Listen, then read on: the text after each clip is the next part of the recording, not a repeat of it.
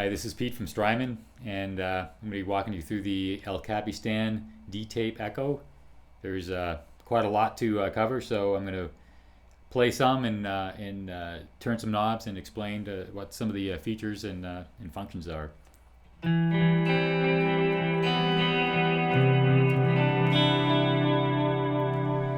On the for the knob selections, we've got time, which changes your delay time. Tape age, which changes the bandwidth of the tape from full bandwidth to older tape, which would have a dark top end.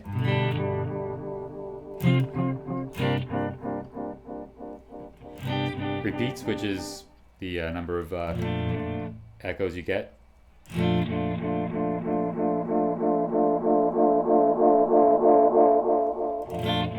And wow and flutter, which goes from a perfectly tuned mechanical system to one with quite a bit of warble and a bit of need of some service. And we've got secondary functions on these knobs as well. So these are functions that you access by holding down the tap and bypass buttons together and turning the knob. So on the wow and flutter, we have the tape friction component of the mechanical influence on the tape speed. So I'm going to turn the wow and flutter to 0 and turn the tape friction, which we call tape crinkle in the labs here, to 0. So now we've got a delay that tape machine that shows no sort of mechanical defect.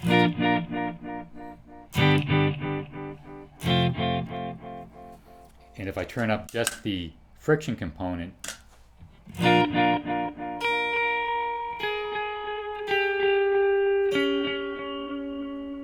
hear there's actually tape splices and little tape creases and the friction from tensioner and the contaminants on the tape. And when you have full bandwidth, that becomes more noticeable.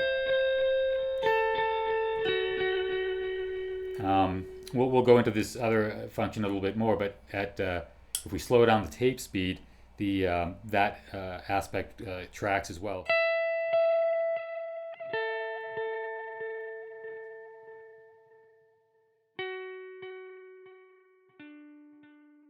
The secondary function on the repeats knob is the tape bias, and that allows us to vary the dynamic range and headroom of the repeats based on the bias of the tape. The hotter the bias, the more the bias signal kind of takes up the available headroom of the tape, and you end up with repeats that end up saturating at a reduced volume. What's nice about that is you can set the delay for oscillation repeats that don't actually give you a big volume increase. So we'll set the bias to maximum and we'll set the repeats pretty high here.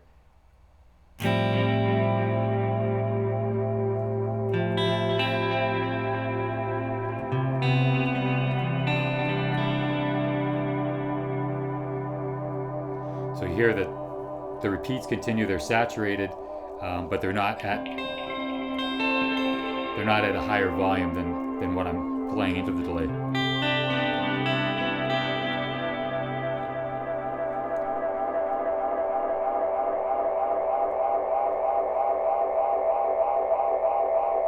So here you hear the characteristics of the tape saturation.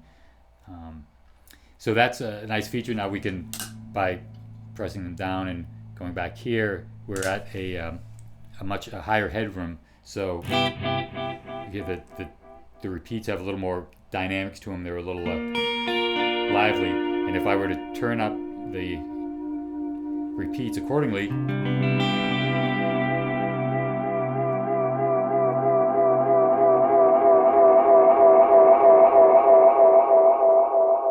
we hear that the repeats are experience the volume increase because of the increased dynamic range of the repeats. So it's nice you can kind of tailor that how you want. If you want to play with washed out oscillating repeats. You can kind of set the level through adjusting the bias. On the tape age, the secondary function is the low end contour, and at minimum we have a full low end available.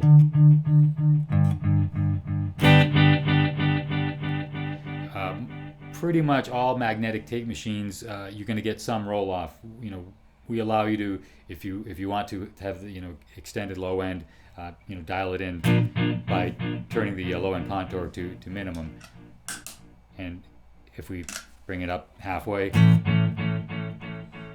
here you can hear the low end as the repeats progress, trailing off, and if we go up all the way, you get to a dramatic, high pass effect on the low end there.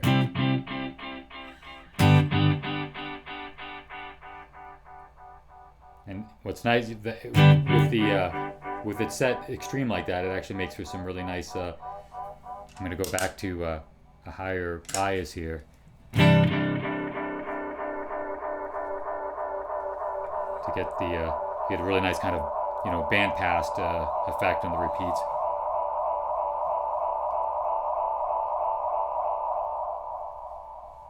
The secondary function for the time knob is a spring reverb. Actually, a lot of these magnetic and tape delays had spring reverbs in there to kind of add a little more to the ambience and the sci-fi stuff. So by holding down tap and bypass, we can mix in a spring reverb.